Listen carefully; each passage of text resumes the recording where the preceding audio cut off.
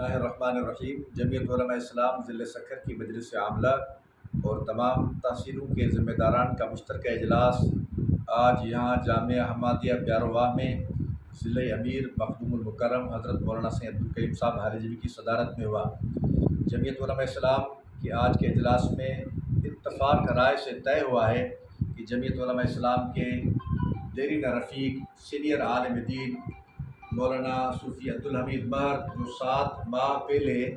अगवा किए गए थे रमज़ान मुबारक की इब्तिदा में, ताहाल डिस्ट्रिक्ट पुलिस उसकी बाजियाबी में नाकाम हुई है।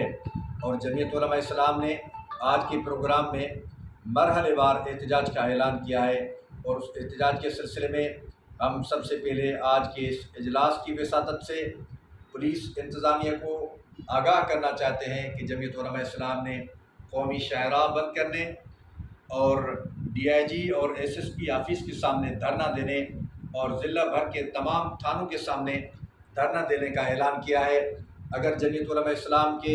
साथी को फौरी तौर पर बाजियाब न कराया गया